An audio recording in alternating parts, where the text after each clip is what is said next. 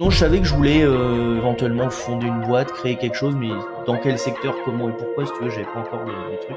À 10 ans, tu peux installer un WordPress si tu veux. Et c'était vraiment drôle comme truc, parce que le cours était vraiment sur du basique de chez basique, tu vois. Et lui avait vraiment poussé déjà à l'époque, il avait vraiment poussé le sujet assez loin. Formez-vous, bossez, et attendez pas après un truc qui va tomber tout cru, parce que ça tombe jamais tout cru.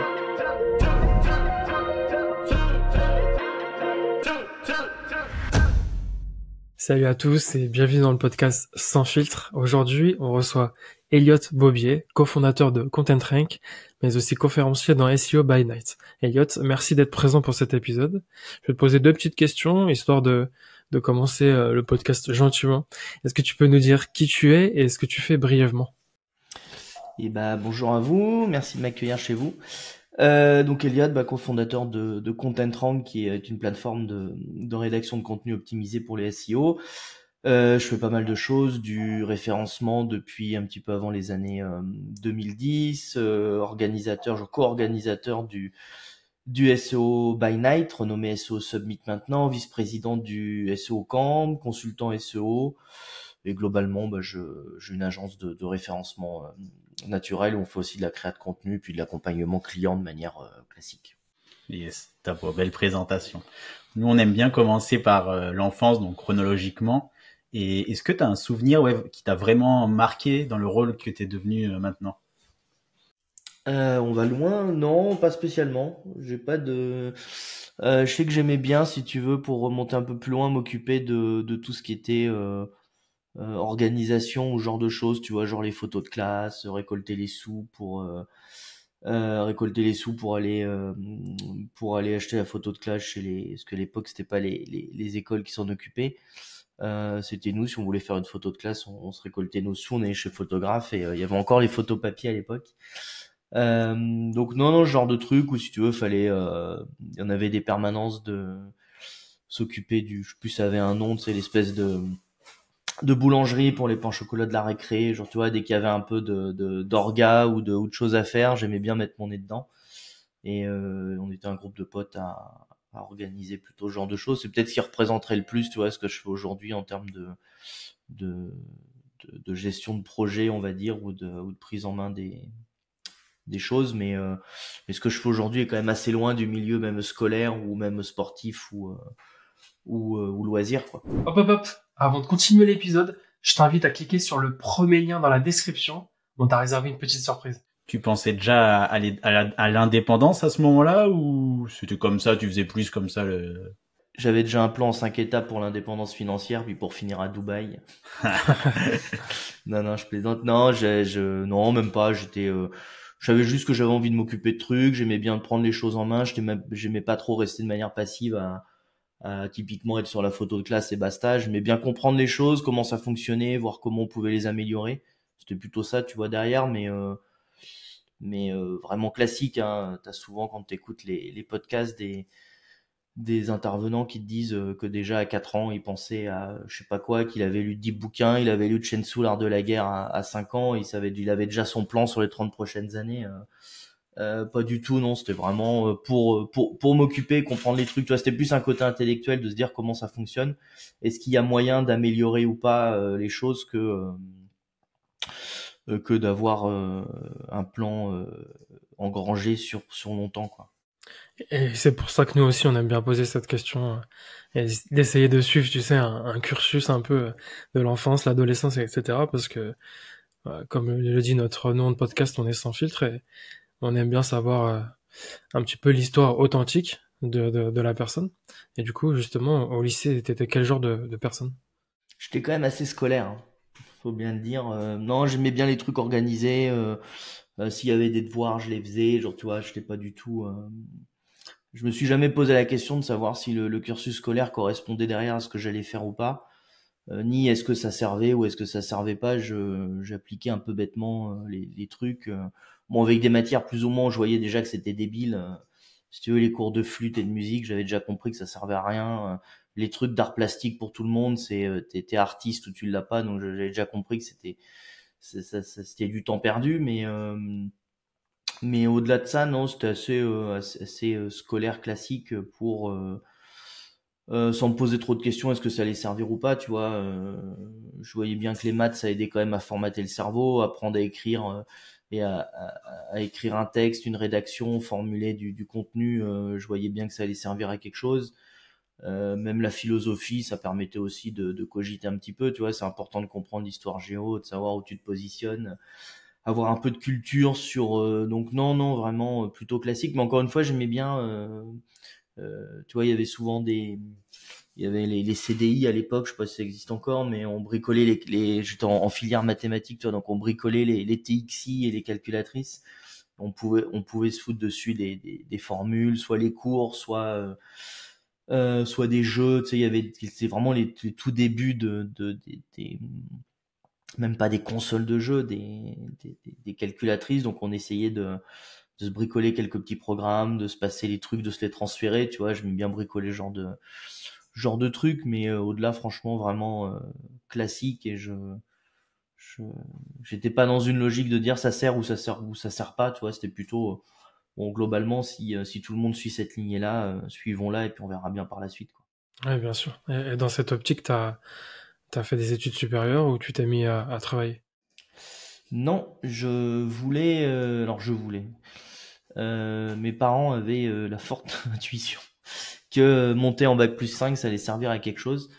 Je dis pas que ça a pas servi, mais aujourd'hui, par rapport à ce que je fais, c'est quand même assez restreint. Donc non, j'ai enchaîné. Alors comme j'aimais bien bricoler, si tu veux, et réfléchir un peu au truc, je voulais faire une école de commerce. Il y avait deux choix. C'est soit tu te tapais 2 ans de prépa et t'étais pas sûr de rentrer dans l'école, soit il y avait une toute petite porte que personne quasiment prenait, ou alors ils la prenaient, c'est quand ils avaient échoué un BTS, mais tu pouvais la prendre juste après le bac. C'était de faire les tout premiers bachelors, ça venait de sortir, et en fait, au bout de tes 3 ans de bachelor, tu peux re-rentrer en école de commerce et tu ne passes pas de concours. C'est-à-dire qu'en fait, tu fais le +5 sans aucun concours, alors que tu peux aussi le faire en 2 ans de prépa avec un premier concours, plus 2 ans, plus un autre concours pour te refaire les 3 dernières années. Et j'avais réussi à trouver ce petit chemin où en fait je l'ai fait avec 0 concours. Et, et du coup je suis monté en +5 et je regrette pas après, il faut pas regretter, mais c'était quand même assez généraliste quoi, sur de la gestion, d'entrepreneuriat très très peu, c'était plutôt de la gestion, comptabilité, marketing, commercial, beaucoup de commerce. Comptabilité, genre de truc, tu vois. Donc c'était même pas, il y avait pas de SEO à l'époque, il y avait pas de web, on avait dû avoir, en dernière année, j'ai dû avoir un cours de marketing digital sur du e-commerce, décrypter un site e-commerce. Donc pour dire que c'était vraiment les trucs basiques, quoi. Et en parallèle, tu avais commencé l'indépendance ou pas du tout? Non, pas du tout. Non, non, non, j'étais étudiant basique. Et puis à l'époque, on avait YouTube, il y avait WordPress était même pas arrivé, il est arrivé sur ma dernière année en bac+5. Facebook commençait à arriver, ça faisait peut-être 2 ans qu'on l'avait, tu vois, qu'il était déployé en France. Il n'y avait pas du tout de YouTube, ou très peu, donc on n'avait pas de chaîne, on n'avait pas de. Tu voulais apprendre quelque chose, c'était encore dans les bouquins.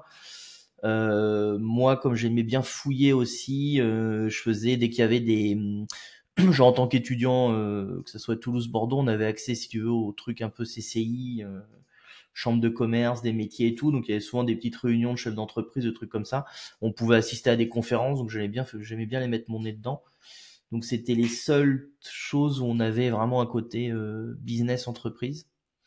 À côté de ça, il y avait aucune. T'as pas tout ce que t'as aujourd'hui. Aujourd'hui, t'allumes YouTube, t'as 1000 formations gratos.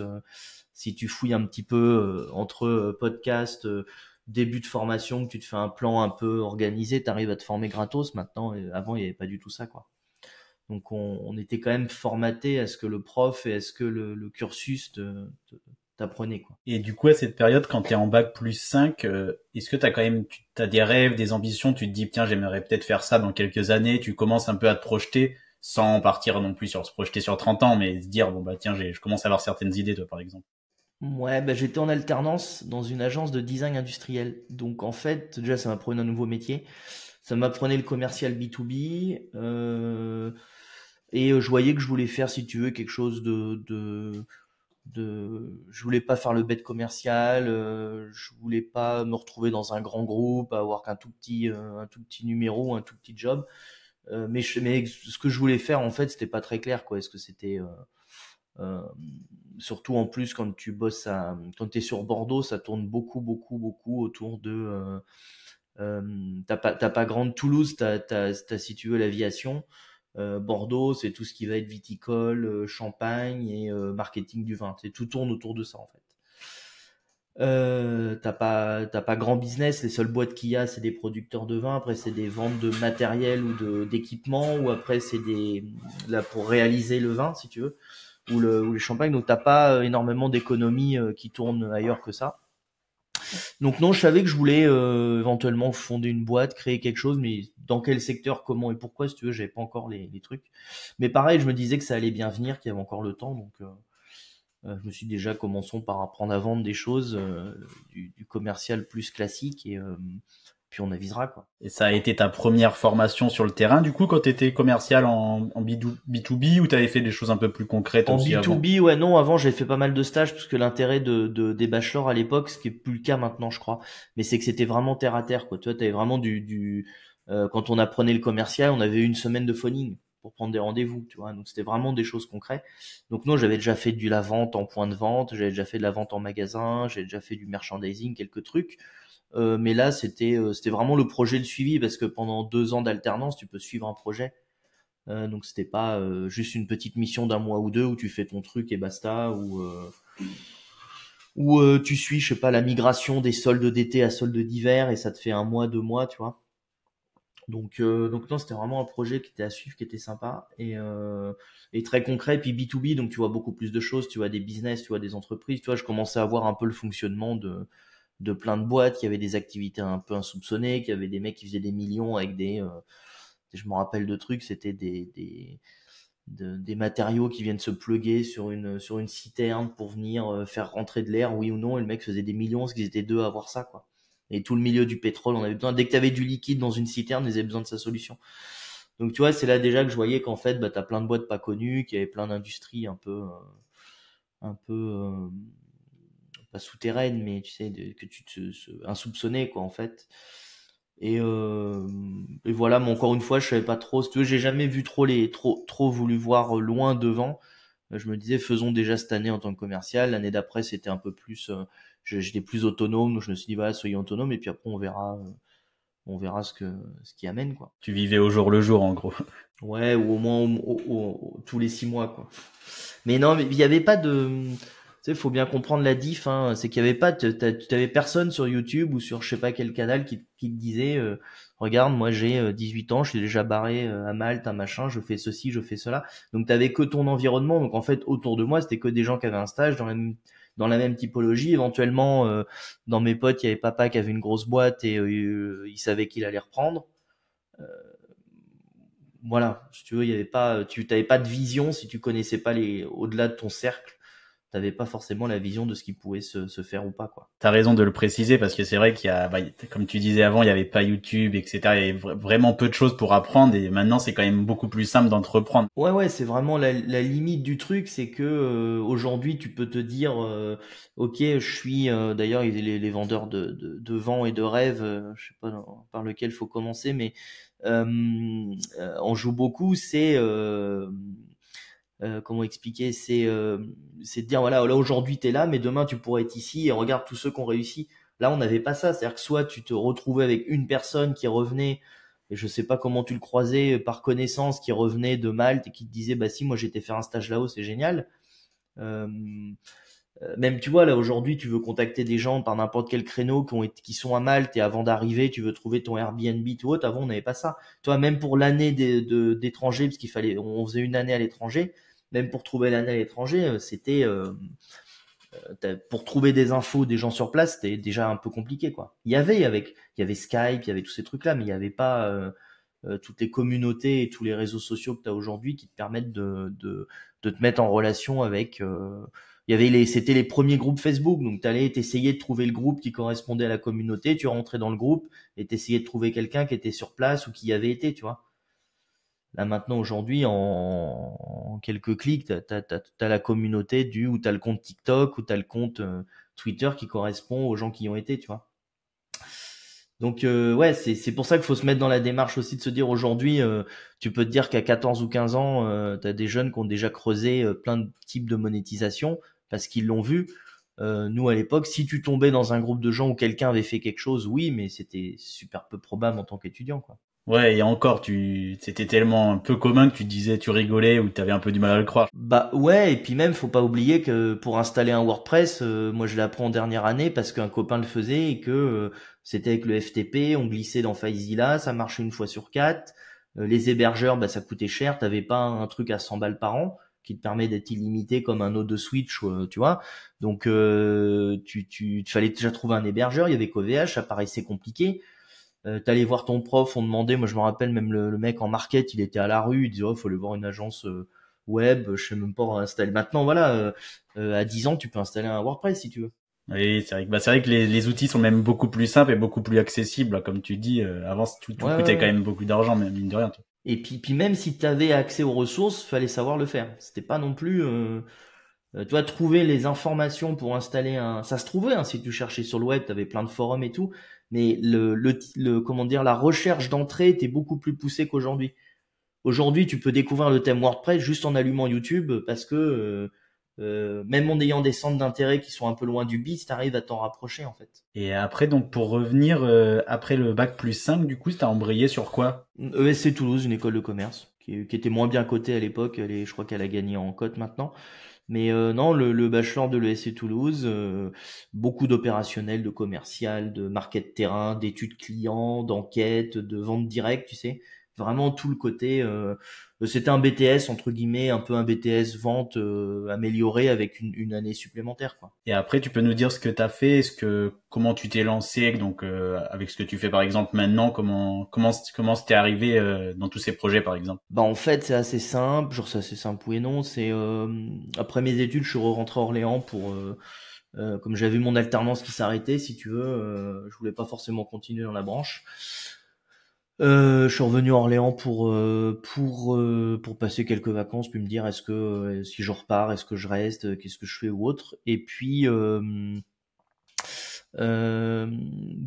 fil en aiguille, si tu veux, j'ai un peu réseauté dans le coin, j'ai refait des conférences au CCI, à ce genre de choses.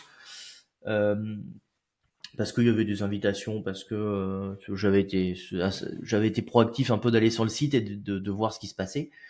Et je rencontre une personne qui me dit moi j'aurais besoin de quelqu'un pour faire un peu de phoning, si tu veux je te paye à la commission, donc je commence par là. Mais vraiment sans trop savoir où je vais, si tu veux. On découvre deux trois conneries. Il y avait un peu plus de réseaux sociaux quand même, tu vois, 2008, 2010, il y avait un peu plus de Facebook et tout. Je découvre un truc sur les pages Facebook où en créant un profil, tu peux rapidement monter à 5000 potes. Tu le transformes en page et de là, tu te retrouves avec une page de 10 000 fans qu'on pouvait revendre, mais que je revendais 200-300 balles. Donc c'est pareil, c'était pas des, tu vois, c'était pas des gros trucs, c'était vraiment pour découvrir des. Et puis bah de fil en aiguille, je trouve mon associé actuel qui lui faisait de la pub sur les voitures des particuliers. Donc à l'époque, il collait des affiches à l'arrière des bagnoles et ça faisait des campagnes de pub. Moi, je trouvais ça génial à l'époque en me disant ça vient détrôner les JC Decaux, tous ces trucs-là. En réalité, il y a une grosse faille, c'est que la voiture elle bouge, tu peux pas faire de stats sur le nombre de vues et les annonceurs ils achètent un nombre de vues. Donc de là, en fait, t'es niqué dans le business model que qu'il n'y a pas de stats, donc celui qui t'achète la campagne n'aura pas de stats à montrer. Et de toute façon, maintenant, avec le prix du pétrole, ça serait complètement ingérable. Parce qu'à l'époque, on payait un plein quand même. En filant 30 balles par mois, on payait un plein par mois. À l'accroche, c'était ça. C'était un plein par mois en mettant une affiche sur l'arrière de ta voiture et c'était 30 et quelques balles et ça payait le plein. Quand tu dis une affiche, c'est un prospectus ou c'est plus un autocollant que... Non, un autocollant qui fait la taille de ta lunette arrière, qui est en microfibre, donc ce qui fait que dans ton rétro, ça gêne pas c'est du micro perforé, pardon. Ça te gêne pas pour voir l'arrière, pour voir toi dans ton rétro. Par contre, à l'arrière, tu vois pas les petits trous font le visuel, donc tu vois pas la vitre, tu vois et tu peux mettre, je sais pas, acheter chez mon boucher du coin, acheter une télé pas chère ou aller chez tel site e-commerce qui vient de se lancer, quoi.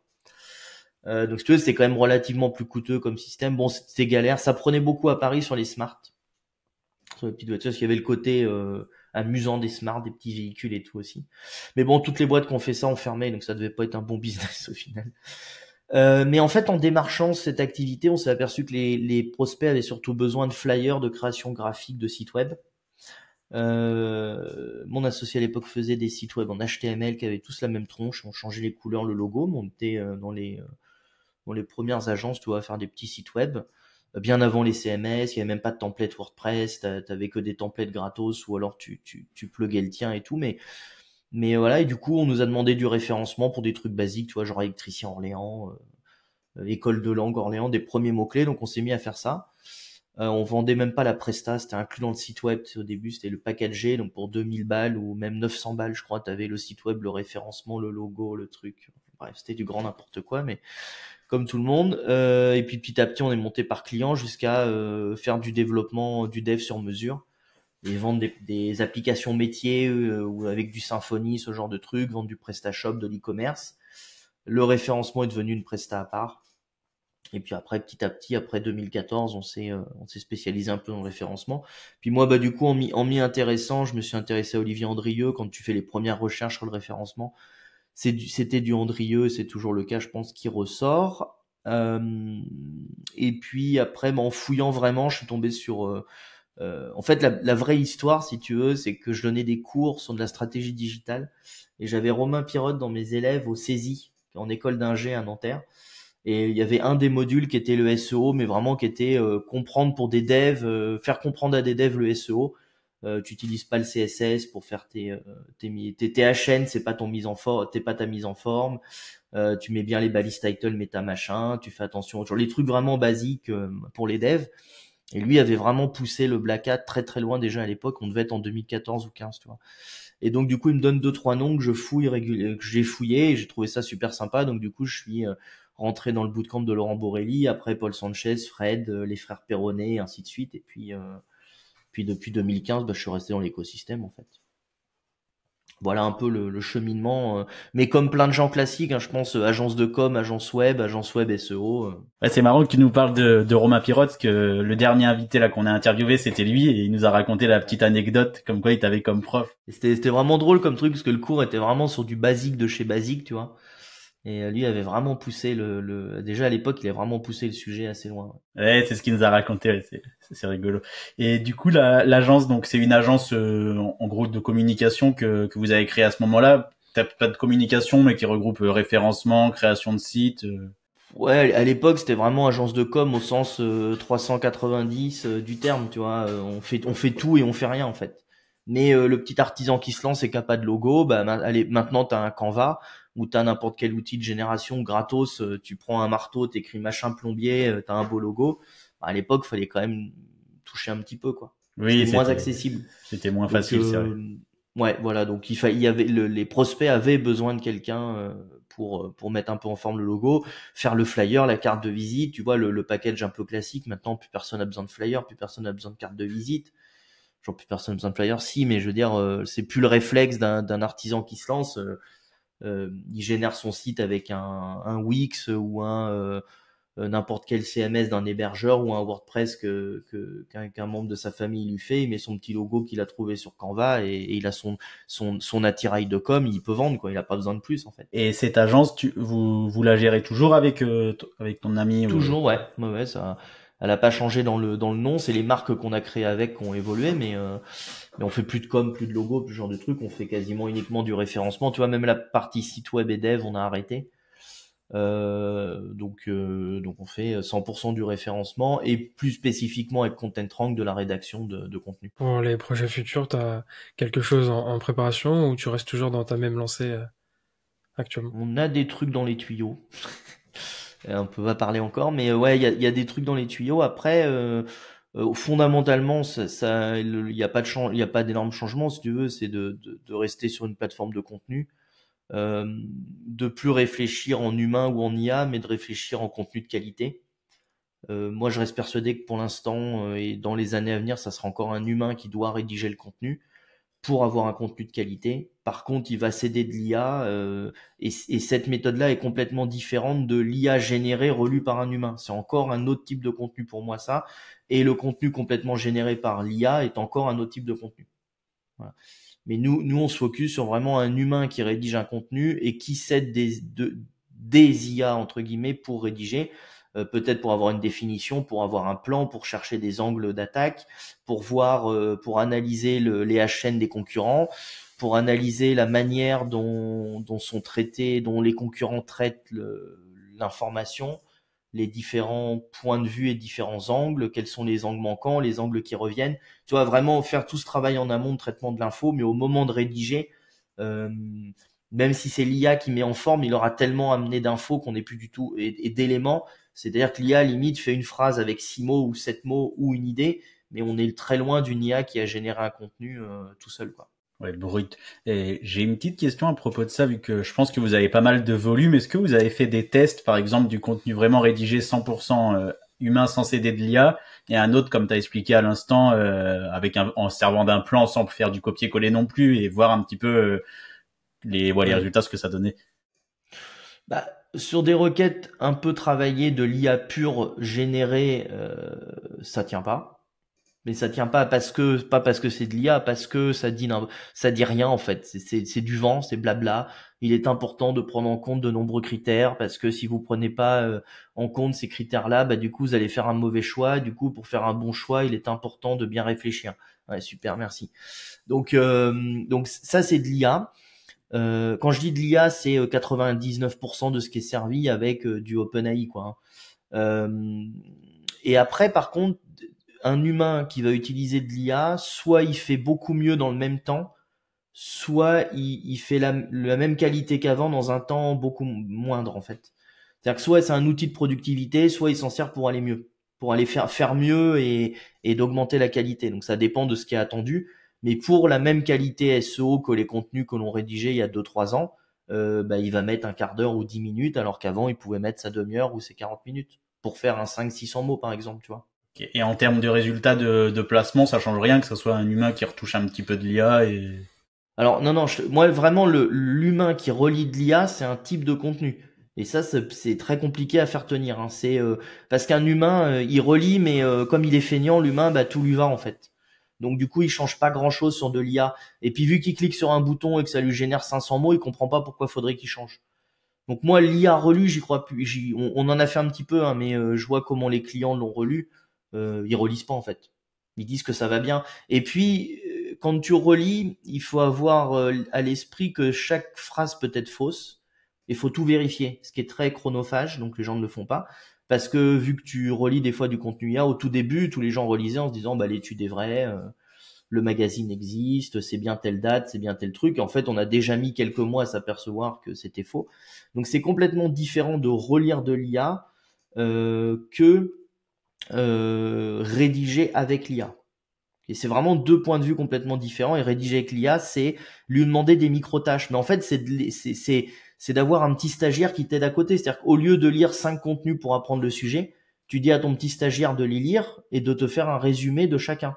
Mais c'est ce qu'un rédacteur va faire en fait. Il lit ces 5 contenus, il se fait un petit résumé et il se fait un condensé et il s'inspire pour faire son plan de ce qu'il a lu. Il dit quels sont les éléments qui ont été traités, pas traités, dans quel angle, pourquoi. Je mets mon expérience personnelle. Plein de choses peuvent être synthétisées par un stagiaire. Pour moi, c'est ça, l'IA, c'est un petit stagiaire qui fait bien ce qu'on lui demande.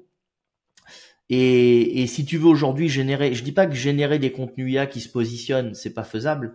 Ça se fait pas en une seule passe et ça se fait pas en une minute. C'est-à-dire que c'est plusieurs passes. Faut récupérer pas mal. Ça a un coût, si tu veux. C'est plus des contenus à 1 balle ou à 1 balle 50. C'est des contenus beaucoup plus travaillés. Et par contre, quelqu'un qui ne sait pas rédiger, partir d'un contenu rédigé par l'IA avec des prompts et peut-être 2-3 passes, c'est déjà beaucoup plus simple pour lui, mais il faut qu'il ait une connaissance du sujet.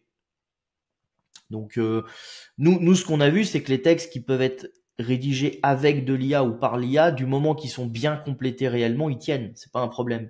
Là où ça tient pas, c'est quand on donne rien en input. Par exemple, t'arrives sur ton chat GPT, tu lui mets un petit prompt, quel qu'il soit. Si tu lui donnes pas de la matière dedans, ça va te sortir un texte basique, pas optimisé sémantiquement et qui dit pas des choses au sens texte qui a du sens, au sens texte qui donne des éléments, qui t'apprend quelque chose. Le texte plat basique, mais c'est la même chose qu'avec le texte offshore bas de gamme de l'époque. Quand il y avait des phrases, nous allons vous en dire plus dans cet article. Tu vois, toutes ces genres de phrases, bah, tu les prends, tu les enlèves, tu as divisé le contenu d'un tiers. Bah, pourquoi Google, est-ce que tu veux qu'il s'amuse à indexer des contenus qui sont un tiers trop long ou deux tiers trop longs, et des centaines de choses qu'on lui a déjà dit sur le web, on lui a déjà expliqué le sujet exactement de cette manière-là, dans ce sens-là.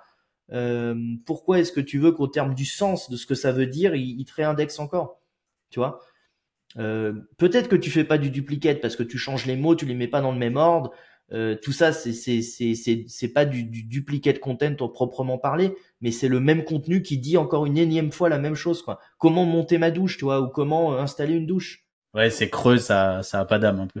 Ouais, ça, exactement, ça a pas d'âme. Et surtout, c'est qu'il y a des centaines de mecs qui avant toi ont dit la même chose. Et il y a que l'humain qui pourra vraiment trouver ce qui change dans le contenu, amener une expérience personnelle, amener son expertise, sa manière de voir. Et c'est pour ça que la dernière étape de j'ai pris plein d'infos avec l'IA, on m'a aidé à faire mon plan, j'ai compris des concepts, maintenant je rédige, tu vois, même si c'est mettre en forme des phrases, et ben en fait l'IA ne sera jamais capable de faire cette dernière strate, quoi. Ou alors elle coûte tellement cher en termes de ressources actuelles qu'elle peut pas être utilisée pour du contenu SEO. Ouais, en termes de ressources, même en termes d'aller-retour aussi, parce que si derrière il faut Oui. faire 20 allers-retours, c'est une perte de Et en temps. fait, tu vois, c'est pas un sujet ces allers-retours, parce que nous, nos clients, par exemple, sur ContentRank, ils ont même pas 10 minutes pour bricoler un contenu entre guillemets. C'est-à-dire que même aller sur le chat GPT avec la bonne méthode, de lui donner un input, voilà, voilà 3000 mots du sujet. Fais-moi un résumé de tout ça, sors-moi les points et les points principaux, ok. Fais-moi un plan avec ces points principaux. Maintenant, complète chacune des parties avec les quelques éléments que je t'ai mis dedans. Fais-moi une intro, fais-moi une conclue. Là, t'en as pour 20 minutes, un quart d'heure. Donc eux, ils ont même pas le quart d'heure. Donc ils achètent le contenu. Point. Fin du débat, en fait. Et aujourd'hui, le fantasme de se dire on va appuyer sur un bouton, on a des contenus qui sortent.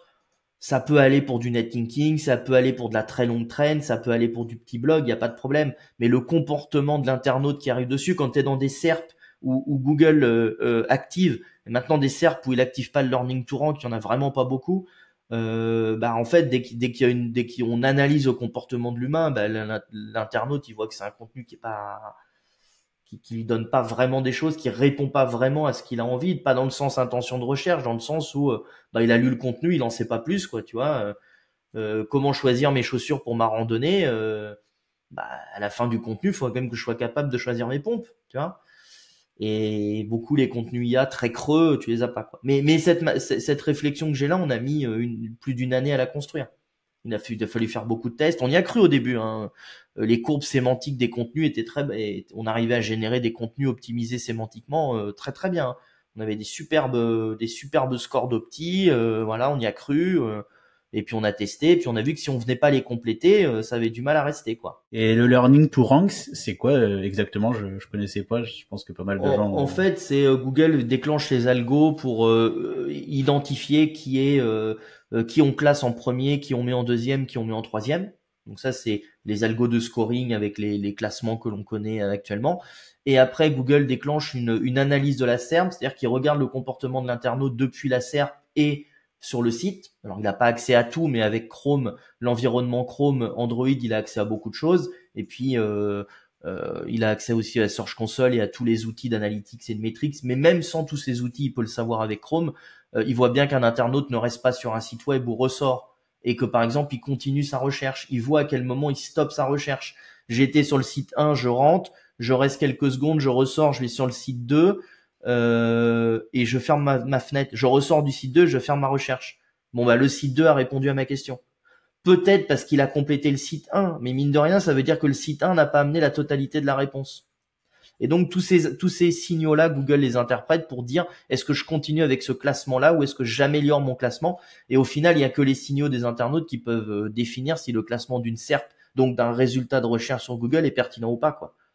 C'est est-ce que l'humain est content de ce résultat-là ou est-ce qu'il trouve que bah ça pêche parce que le 11e est quand même plus pertinent que le premier. Du coup, tu as devancé ma question sur l'IA. Bien complète, merci à toi. Question un peu personnelle. Toi, est-ce que tu te sers de l'IA et si oui, pour quelle tâche dans ta vie perso? Ah, bah moi pour tout, hein. Pour tout, je lis plus les articles, je les mets dans le chat GPT, je lui demande de me résumer. Je lui donne mes mails et je lui demande de me corriger l'orthographe déjà et surtout d'ajouter un ton sympathique ou d'ajouter un ton énergique ou lui mettre un ton, ou des fois j'écris des mails où je me trouve un peu sec. Je lui dis ok, je me suis trouvé un peu vénère sur le mail, est-ce que tu peux pas essayer d'amener un ton un peu plus sympathique? Il me trouve des tournures de phrases plus sympathiques. Je fais ça, je vais lui demander de remettre en forme je fais beaucoup de bricolage Excel et je suis pas très bon en formule. Je lui demande des fois dans des colonnes de me virer les points, me virer les slash, tu vois, ce qu'un stagiaire pourrait faire ou ce quelqu'un de beaucoup plus compétent que moi en Excel ferait avec des formules. Mais du coup, je gagne mon temps au lieu de faire des petites tâches comme ça, tu vois. Je me rappelle pour le SEO by Night, on avait un problème de planning pour la journée de formation et on lui avait fait un problème un peu comme un exo de maths, de lui dire voilà, j'ai tant de formateurs, j'ai tant de salles et il faut que ces formateurs-là, ils enchaînent 2 sessions mais qu'ils aient pas une pause de plus de tant de temps et qu'ils arrivent à manger entre les deux, et il nous avait aidé à faire le planning pour classer les mecs dans les salles. Donc c'est vraiment, je le vois vraiment moi comme un stagiaire bien motivé, et dès que j'ai un petit truc qui m'embête un peu, je lui demande de le faire, quoi. Et des fois c'est plus ou moins bien fait. Mais si tu lui donnes, tu vois, tous mes posts LinkedIn sont pas rédigés, attention, avec l'IA, ils sont travaillés avec l'IA. C'est-à-dire que si j'ai une idée de sujet, je vais lui balancer l'idée de sujet, je voudrais en faire un post LinkedIn, mais je sais pas trop. Il va me donner les idées. Je dis ok, tu reprends l'idée 2. Maintenant, si tu devais faire un post sur le sujet en amenant tel point, tel point, tel point, tu dirais quoi? Il me le dit. Je dis ok, maintenant tu vas me faire le hook LinkedIn. Et maintenant, tu vois, au début, je devais lui dire, il fera moins de 2 phrases pour que ça c'était la bonne coupure, tu sais, du en savoir plus, qui est un gros déclencheur dans l'algo LinkedIn. Et maintenant, j'ai juste à lui dire, fais-moi un hook pour LinkedIn, il comprend, il me fait la bonne tournure. Donc pour dire, tu vois, que le principe de l'IA apprend. Au début, LinkedIn, j'imagine que personne ne lui avait jamais demandé de rédiger un post LinkedIn. Maintenant, il est pas trop mauvais, quoi. Tu vois, par exemple, sur LinkedIn, il va mettre plus d'emojis que sur un post pour Twitter. Si je demande un thread Twitter, il mettra moins d'emojis. Donc j'aide pour faire tout ça, mais c'est jamais, je ne copie-colle jamais ce qu'il me donne. Ça me convient jamais, en fait. C'est-à-dire que soit je retouche, soit j'y mets ma patte, soit je lui demande la conclusion, l'intro, soit il vient compléter, mais c'est hyper rare que qu'il arrive à faire un truc bien d'un coup, quoi, ou que le résultat final ne soit pas retouché. Bon, je pense qu'on s'en sert un petit peu tous comme toi, un peu comme si c'était un assistant ou un stagiaire pour pas mal de personnes. Alors nous oui, mais pour avoir des clients TPE, PME qui m'ont contacté, ils sont un peu perdus de comment l'utiliser, quoi. Donc nous, peut-être que nous à notre stade dans le digital, ça nous paraît intéressant, mais on a fait des audits chez des clients, tu vois, qui nous ont demandé comment intégrer l'IA dans leur process. Des assistantes ne font pas la correction de leurs documents ou de leurs mails avec. Ils ont encore un espèce d'antidote ou de je sais pas quoi, tu vois. Ouais, ils ont même pas, ils s'en servent même pas, ou ils l'ont, mais non, ils y ont pas pensé, en fait. Ils savent pas vraiment. Ils ont entendu parler de ce truc qui est génial. Ils l'ont fait 2 fois pour rigoler, et puis c'est tout. Tu vois, il y a pas eu de vraiment au quotidien en quoi ça peut même m'aider, quoi. Tu vois, même on lui donne des problèmes.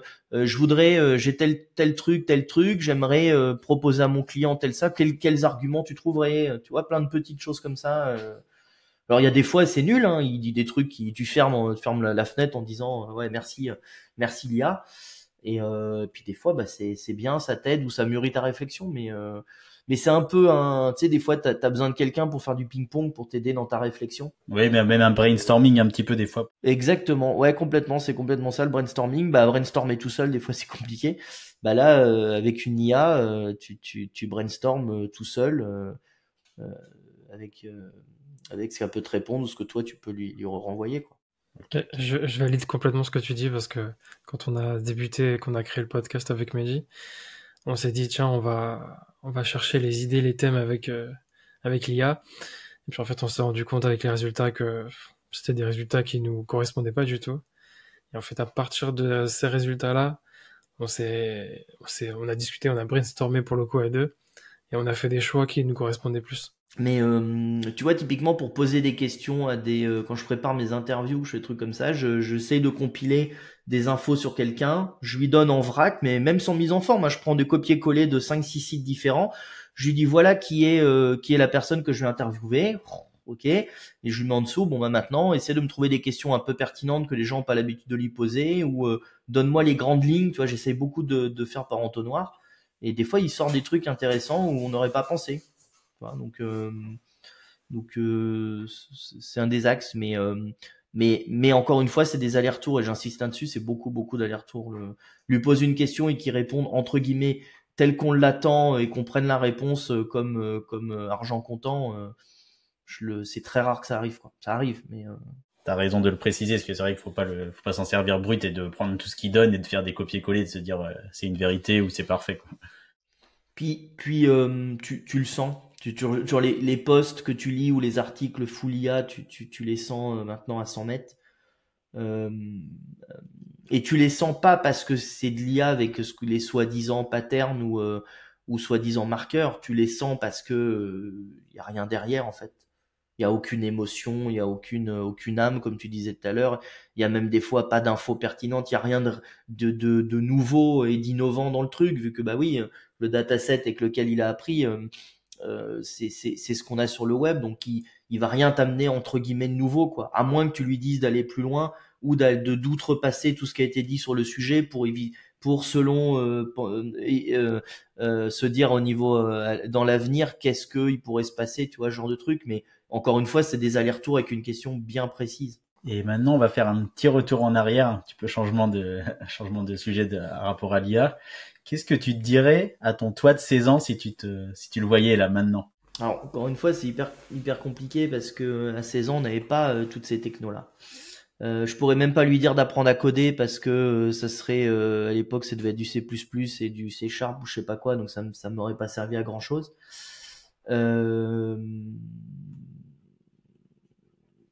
J'ai bien envie de dire ouais de m'être intéressé un peu à l'e-commerce et tout avant, mais fallait les ressources. Non, si ça aurait été de mettre le nez tout de suite dans les premiers moteurs Alta Vista, Yahoo, les Lycos et quand on avait les CD pour se connecter à Internet avec les 50 heures et tout. Ça, je m'en rappelle. Ouais, exactement. Ça aurait été de mettre le nez dans ces premiers trucs là et de mettre le nez dans Google ça faisait faire 2001 du coup 15-16 ans, ça faisait 2000-2001, bah ça aurait été de mettre le nez dans Google quoi.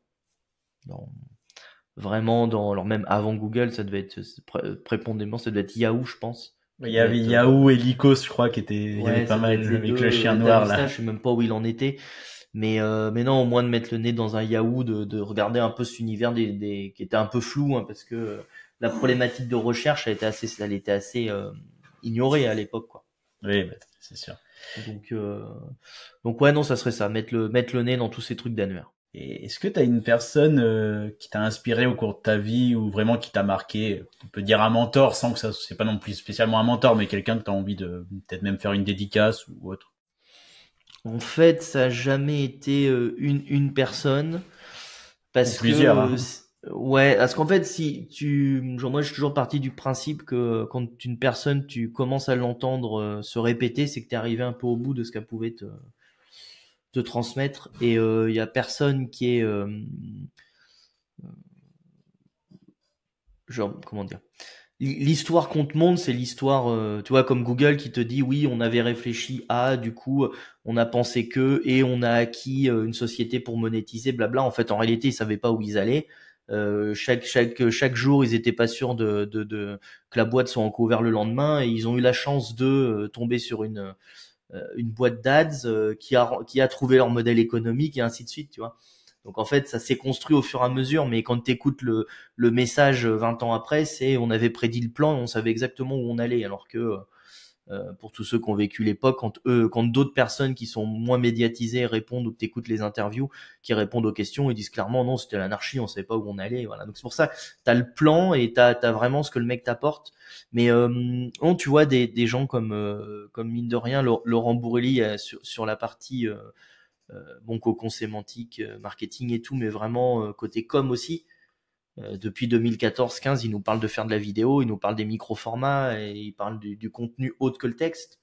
Et il y a peut-être que cette année que on se dit vraiment ah ouais, il a peut-être pas tort Pépère, tu vois. Ouais, il avait Papy, 10 ans d'avance ouais, tout le monde se fout de sa gueule depuis des années en disant papy il radote, peut-être falloir le mettre à l'EHPAD, mais en fait, ouais, papy Bourrelli en 2024, bah, on y arrive, quoi. On est au bout du bout, tu vois. Notre contenu texte, il est un peu mort, en fait. Ouais, bah oui, je Mais savais mec, pas qu'il mais, disait ça il y a 10 ans, moi, mine de je suis au rien. bootcamp depuis 2014, 2015. 2014, j'exagère peut-être un peu, 2015. Puis 2015, il nous parle moi, c'était un des premiers à nous dire, fais du format vidéo. On avait même des sessions des exercices à faire tous les mois. Il y en a un, c'était faire la vidéo. Il y en avait même une, c'était tenir une vidéo par jour pendant un mois. Et déjà en 2015, hein, et c'était d'animer une chaîne YouTube. Et eux, ils avaient déjà le Blab à l'époque avec Thomas Kubel.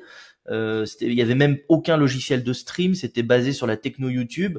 Et ils avaient je sais plus quel logiciel, c'est pas Audacity, mais un autre truc, une machine à gaz pour se connecter aux chaînes, tu vois. Donc il y avait Laurent, les frères Perronnet aussi beaucoup. Sylvain Perronnet m'a pas mal ouvert la voie sur maintenant plus sur du côté business, tu vois.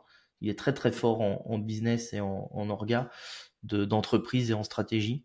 À l'époque beaucoup plus aussi en SEO, en moteur. Maintenant j'ai tellement bouffé leur formation qu'il y a plus trop de renouveau. Si tu veux, les algos ils sont un peu arrivés au bout. Donc à part qu'est-ce qu'on peut faire avec l'IA et quels sont les business à faire avec tout ce qu'on sait faire. Euh, le côté apprendre le SEO on a un peu pas tout vu, mais pas loin quand même, tu vois, il y a pas trop de renouveau. C'est que des échelles de est-ce qu'il faut acheter du backlink thématique, oui, non, est-ce qu'il faut acheter du backlink trusté, oui, non, est-ce que le contenu, il faut beaucoup le travailler ou pas, tu vois, c'est que des niveaux de graduation, mais ouais, Laurent Bourrelli, les frères Perronnet, beaucoup, et puis après, j'ai jamais trop eu de fans, si tu veux, de gens à regarder, il y a un mec que j'ai beaucoup regardé pendant un moment qui s'appelle Tugan Barra, que Oui, je connais aussi. ouais, qui a aussi, mais pas forcément pour ce qu'il dit, mais plutôt la manière dont il dit, parce que tout est du Russell Brunson et de trois quatre bouquins américains ou trois quatre méthodes, mais il a pris le parti de la traduire, de la mettre à sa sauce, d'avoir son personnage marketing et d'être capable qu'on fasse sa com à sa place, quoi. Ouais, je suis pas d'accord Rien avec pour tout ce qu'il dit, mais j'aime bien le C'est pas le personnage quand même. sujet. Ouais, c'est ça. C'est pas le sujet, mais tu peux pas te dire qu'il est pas un bon communicant, tu vois. Non, non, c'est Donc sûr.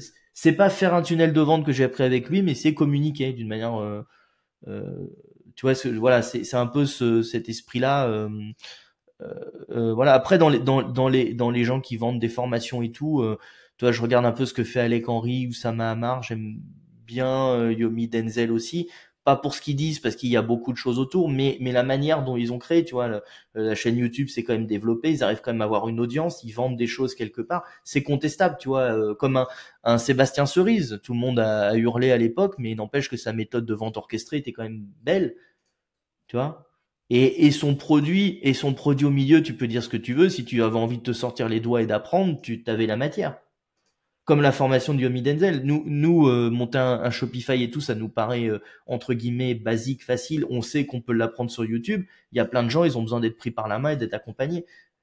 Donc, tu vois, c'est même pas sans juger la qualité de la formation, c'est déjà juste de se dire, est-ce que tu vois, c'est de te dire, bah, ils ont réussi à le vendre, ils ont créé une audience, il y a quand même eu, donc t'as pas forcément à apprendre avec la personne la matière que lui veut vendre, mais il y a tout ce qu'il a mis autour, quoi. Mais même dans les entre guillemets influenceurs LinkedIn, euh, on peut dire ce qu'on veut, tu vois, sur Amandine Barr en SEO, sans parler du SEO, elle a développé une communauté avant une formation, les chiffres sont là et les ventes sont là. Point. Tu vois, il y a une image de marque, il y a de l'accompagnement, il y a une newsletter qui part, il y a des posts, il y a de la qualité visuelle et graphique, il y a un message qui est récurrent, il y a tous les codes, si tu veux, de la vente marketing. Bah, c'est propre, quoi. Donc si tu veux, c'est pas une personne, j'ai jamais eu un truc genre ouais Musk il m'a inspiré ou c'est pas ça, c'est plutôt chaque personne, il y a plein de choses à apprendre. À un moment donné, t'as fait le tour. Donc si la personne se renouvelle pas, généralement les gens c'est dur de se renouveler. Bon bah t'as appris ce que t'avais à apprendre, next et t'en trouves un autre qui est sur un autre sujet. Mais je veux dire c'est tellement vaste dans la gestion d'entreprise que entre le développement, la stratégie, l'exécution, l'organisation, le management, la communication, la vente, l'image de marque et l'apprendre ton métier de SEO, qu'il y a largement matière à apprendre chez les autres. Petit aparté, d'ailleurs, parce que tu parlais de Sama Hamar. on a un petit objectif avec Mehdi, c'est de l'inviter. Donc, je m'adresse aussi aux auditeurs. On aimerait l'inviter avant fin 2024, donc on compte sur vous pour vous abonner et commenter. Merci à vous. Mais ça se fait, hein. Tu prends un Better Call Saul, à mon avis, il te dit oui. Ouais, c'est vrai, ouais. Y a pas de. Non, mais voilà, c'est. Non, mais t'as Mais ouais, raison. tu vois, c'est typiquement, tu peux dire ce que tu veux sur ce qu'il dit. Les faits sont là, quoi. Il y a de l'audience, il y a de la vue et il y a de l'engagement. Ouais, il a réussi dans ce qu'il voulait faire, je pense. Non, puis Après, tu l'aimes ou tu l'aimes pas. en plus, on l'a découvert avec Mehdi avant un petit peu toute cette stratégie qu'il y a eu sur les shorts, les TikTok et tout avec Yomi, donc on apprécie bien Non, mais toutes ces conférences. c'est ça que les gens oublient un peu. Moi, Oussama Hamar, on l'avait vu, nous, à The Family dans les locaux en 2015 ou 2016, quand il y a eu un hackathon qui avait été fait par les impôts sur l'UX de la page pour remplir sa feuille d'impôt. Ils avaient fait un hackathon. Euh, et on y avait assisté avec notre dev. Il faisait déjà des confs et la conf il avait fait une conf le soir sur justement hackathon, la mode du hackathon pour révolutionner les boîtes et tout, en disant qu'avec peu de budget, des bonbons, des bières et du coca, tu faisais un hackathon et tu pouvais changer un peu ta boîte, tu sais. Mais déjà en 2015, il avait et tu vois encore une fois qu'il ait pompé les méthodes aux États-Unis, qu'il ait pris 3 bouquins et qu'il en ait fait 50 conférences, on s'en fout. Apprenons ce que moi les bouquins je les connais pas, je les lirai pas et c'est de l'anglais, ça me saoule de lire de l'anglais de toute façon. Donc je vais autant que j'apprenne avec quelqu'un qui me parle en français puis qui est rigolo quand tu l'écoutes quoi. Tu vois. Et pas être réfractaire au truc à dire ouais non je n'apprendrai pas avec lui parce que ce qu'il dit doit exister ailleurs quelque part dans une autre langue. Bah évidemment que ça existe ailleurs dans une autre langue, mais ne serait-ce que pour avoir fait la démarche de le packager, de le mettre sous forme de conf et de le traduire, bon bah il vaut le coup d'être écouté quoi, Ouais, complètement. de mon point de vue. Non, je suis d'accord. On va passer à un petit sujet plus simple. Mis à part ton métier, t'as des passions? Ouais, je pêche à la carpe. Donc ouais, je pêche beaucoup. Là, la saison va reprendre, pas qu'elle est fermée, mais que l'hiver c'est moins sympa. Donc plutôt sur les beaux jours quoi. Yes. Est-ce que t'as une routine spéciale pour à la semaine ou tu fais un peu au jour le jour? Par rapport à la pêche, non ou... Non, non, pardon, par Non. rapport à ton travail. Ouais, lever 5 heures, je bois un jus de kiwi, après je fais le poirier. Non, non, pas du tout. Par contre, j'essaie d'avoir à peu près me lever à la même heure, se coucher à peu près à la même heure pour avoir un rythme de sommeil, tu vois, qui est à peu près cadré et pas avoir un truc qui est un peu n'importe quoi.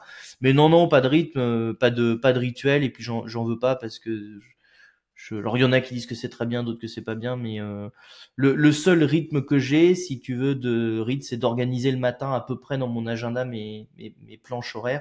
Si je sais que j'ai un audit à faire, si je sais que je veux bosser sur tel truc, faire un devis, juste au lieu de l'écrire juste sur un papier ou avoir mes cartes là dans l'outil de gestion, j'essaye de mettre un horaire dessus. Tu vois, de 11 à 11h30, c'est même si c'est pas respecté ou que c'est pas à la minute près, de 11 à 11h30 c'est mon devis, de 11h30 à midi c'est je sais pas, mon plan ou ma rédaction d'un contenu, tu vois, j'en sais rien. Mais au moins avoir des tranches un peu, que ma journée soit pas un peu bordélique. Si les équipes ont besoin de me voir, il y a un point le matin, un point à midi, et après c'est milieu ou fin d'après-midi, mais c'est pas n'importe quand, n'importe comment, à part s'il y a une vraie question. Mais l'idée c'est de pas de se retrouver à être interrompu toutes les 4 minutes Ouais, bien sûr. pour des questions. Donc c'est juste ça les routines. Après j'aime bien que ça soit assez libre et justement pas d'être enfermé dans un truc trop formel quoi. Est-ce que tu auras une personne à nous recommander pour les prochains épisodes? Pour les prochains épisodes, inviter un mec qui s'appelle Thomas Meyer, qui a eu le Semi Award de la plus jeune personnalité en SEO au dernier SMX, qui est très fun et qui, vous verrez, qui a un parcours assez atypique en termes de SEO et qui est assez jovial, on va dire, et c'est plaisant de discuter avec lui, quoi. Il a toujours plein d'histoires, plein de trucs, et puis il a une grosse expérience en SEO, parce qu'il a bossé chez plusieurs gros annonceurs aussi, et là chez un annonceur actuellement qui est Live Mentor, où il voit plein de thémas. Donc au-delà de bosser le SEO pour de la formation, il bosse pour de la formation, mais dans plein de thématiques, puisqu'ils font quasiment 360 dans toutes les formations. Comment les éditeurs peuvent te suivre? Sur à peu près tous les réseaux. Alors Instagram, j'y suis pas trop, mais le principal c'est Twitter et LinkedIn. Vous pouvez me suivre sur les deux. J'avais une newsletter que j'ai pas arrêtée par volonté, mais parce que Elon Musk nous a coupé l'outil qui gérait ma newsletter, qui était lié à Twitter. Donc j'en ai plus depuis 1 an maintenant, mais principalement sur Content Rank, vous avez une démo pour booker vous avez mon planning accessible en haut pour booker une démo si vous avez besoin ou même des questions. Et Twitter, LinkedIn, vous pouvez me retrouver en m'envoyant un message, tout simplement, quoi. Normalement, c'est pas bloqué, c'est ouvert à peu près à tout le monde. Ça marche, vous pourrez retrouver les liens dans la description. Est-ce que tu aurais un mot de fin du coup pour nos auditeurs? Mot de fin, franchement, vous avez tous les outils pour vous former et apprendre. Donc apprenez, formez-vous, bossez.